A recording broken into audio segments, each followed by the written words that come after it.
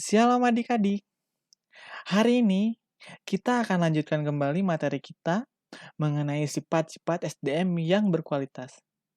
Yang kedua yaitu ketekunan. Mari disimak baik-baik ya. Tekun adalah sifat seseorang yang memiliki kemampuan untuk memfokuskan perhatian mereka pada sesuatu yang mereka sedang kerjakan. Kita harus tahu bahwa tidak semua orang bisa memiliki kemampuan ini. Ketekunan itu sendiri akan menciptakan sesuatu. Sebab SDM berkualitas tak akan berhenti jika mereka belum membuahkan sesuatu yang positif untuk hidup mereka. Ada satu kualitas yang umum kita temui pada setiap orang yang berprestasi hebat. Mereka adalah orang-orang yang tekun. Contohnya, Colonel Sanders sebagai penemu resep cara menggoreng ayam versi KFC. Ketika pertama kali menawarkan resepnya itu kepada investor, ia harus mengalami penolakan sampai 1009 kali. Tetapi sekarang KFC ada di seluruh dunia. Thomas Edison harus mengalami lebih dari 1000 kegagalan sebelum ia bisa menemukan bola lampu listrik.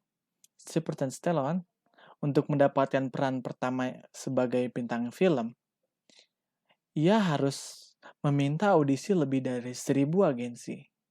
Sekarang, Sylvester Stallone adalah mega bintang Hollywood. Jack Canfield dan Meg Victor Hansen, penulis buku bestseller Chicken Soup for the Soul, baru bisa menerbitkan buku legendaris itu setelah menawarkan pada penerbit yang ke-34.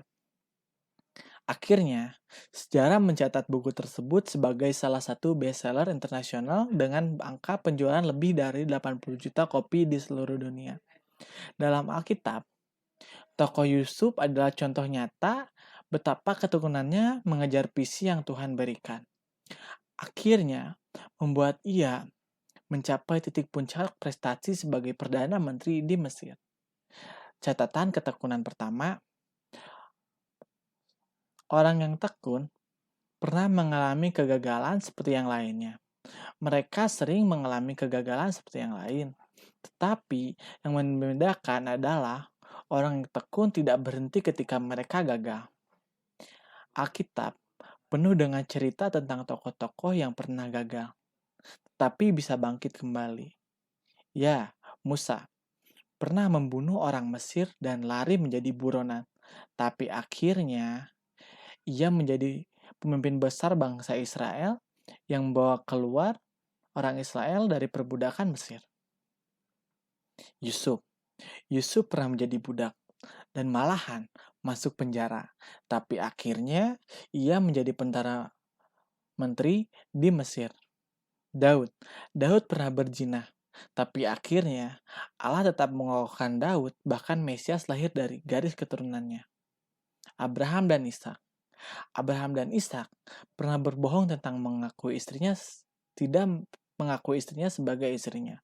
Tapi akhirnya mereka diakui sebagai bapa leluhur bangsa Israel. Petrus pernah menyangkal Yesus 3 kali, tapi akhirnya ia menjadi pemimpin para rasul. Para tokoh Alkitab di atas tetap tekun dalam panggilan hidupnya, dan mereka bisa ada di titik puncak kehidupannya. Ada sebuah ilustrasi, pada tahun 1947, secara sewenang-wenang, Lester Wunderman dipecat dari pekerjaannya di Biro Pelikanan di New York. Tapi ia merasa masih harus banyak belajar dari kepala Biro Pelikanan, Mike Seckham. Maka, pagi berikutnya, Wunderman kembali ke kantor dan mulai bekerja seperti sebelumnya. Ia berbicara dengan rekan kerja dan klien.